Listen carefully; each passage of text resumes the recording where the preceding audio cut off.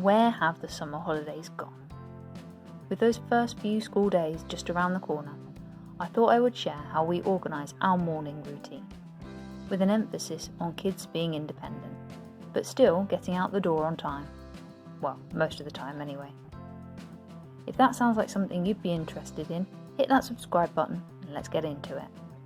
Where have the summer holidays gone? With those first few school days, first, wake up time. Recently, we've been encouraging the boys to be a bit more aware of getting up at a reasonable time.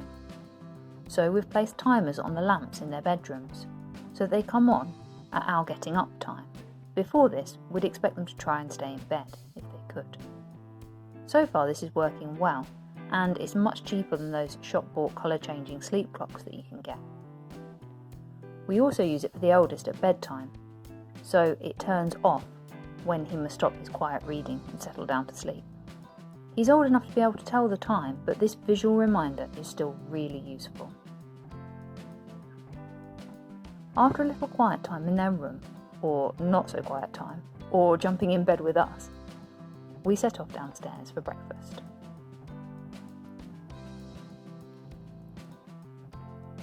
A healthy breakfast sets up children well for a busy school day ahead. Involving children in making their breakfast is great for their confidence. It builds independence and hopefully good habits that will last for the rest of their lives. But how can this be done on an already packed morning schedule? Well, this is what we do. In our kitchen, we have a shelf that the children can easily reach, where they can collect most of their breakfast things. They work at a child-sized table to fill their bowls with cereal. As you can see, sometimes we have a bit of a mix and match situation, where they pick and mix their own cereal. But it's all fun. They can collect a small jug of milk from the fridge, or from us if they can't reach. And their kids then take it in turns to pour their own milk onto their cereal.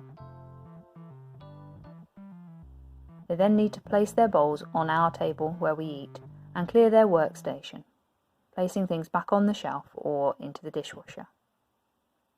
We also offer fruit at breakfast, so this is prepared next. The boys often go for a banana or blueberry or a little orange.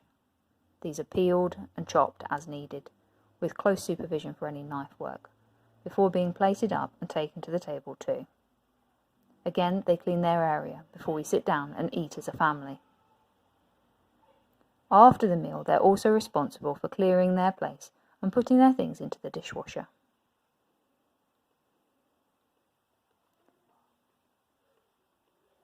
A bit of a note on practicality. Although we try and do this fairly regularly, we do not do this every morning. There are of course busy mornings where we're rushed and it's a struggle to get out the door on time. There are mornings when the children are particularly highly strung or emotional. Maybe they've had a bad dream in the night, or they're worried about the day ahead. On those days, we don't try independent breakfast time. Adults can prepare the breakfast those days. But we try to aim for the kids preparing their breakfast at least a couple of times a week. Often, if I decide it's my turn, however, I also get complaints. They really love making their own breakfasts. Then we move on to bathroom time and dressing. Here we use the Curious Kids 101 routine charts, which are available to buy personalised in the Curious Kids 101 shop now. There's a link in the description. In the bathroom, we have our routine chart on the back of the door, where it's easy to view. And the kids know where their washing things are kept, in their own individual tubs, so they can easily retrieve them and place them by the sink. In the bathroom, we have our routine chart on the back of the door, where it's easy to view. And the kids know where their washing things are kept, in their own individual tubs, so they can easily retrieve them and place them. My youngest child still needs an adult in the bathroom with him most of the time to ensure safety and the effectiveness of his washing and toothbrushing. However, he's getting much better, so I tend to pop in and out so that he feels trusted and independent. It is NHS guidelines, so I will help him to brush his teeth. They say you should do it until the child is 8 years old. However, my eldest has practiced this approach since he was a toddler, so I can leave him almost entirely to get on independently. I will pop in at the end just to give those teeth a final going over. Each time they complete a task, they can move the corresponding card on their routine chart and reveal a tick underneath, identifying what needs to be done next.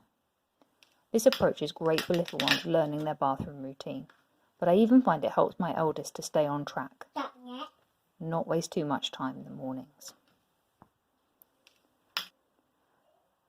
A similar approach is used in getting dressed into their school uniform. I've recently made a separate video on this and the bathroom routine, which I'll link in the description.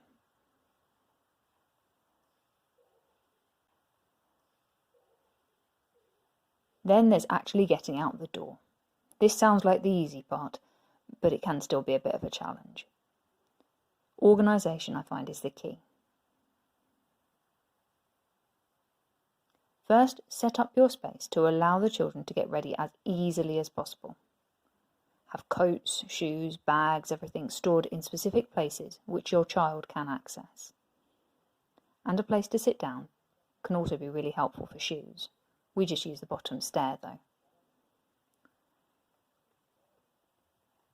Really young children can start by just retrieving the things that they need. As they get older, they can put their feet into shoes and learn to do them up. Sticking to Velcro when they're very young helps children to achieve this faster when they are small, and then progressing to laces on school shoes when they're a bit older. We also involve the children in checking the weather outside before we're ready to leave, talking about whether we need to choose boots or shoes, a sun hat, a woolly hat, a thick coat, or an umbrella. Older children could also have a checklist of things that they need to take with them each day for school, placed in the hallway to check before they leave. My rule generally with getting ready in the morning, as with everything, is that children must do as much for themselves as they are capable. Although obviously I do make exceptions if we are struggling for some reason. There must also be some troubleshooting in this approach. Then there must also be some troubleshooting with this approach. If a child is making themselves late, then I believe they need to learn through the consequences of their actions, and school will often have a policy for children being late that involves them missing their break time or something similar. However, if a young child is delaying a sibling or an adult and preventing them from getting where they need to be on time, then I will get that child ready as needed, telling them that it's unacceptable to delay someone else. And later on, I will tell them to practice getting ready, so they don't delay others in the future. Clearly, they can't manage to do their task on time. They'll need practice.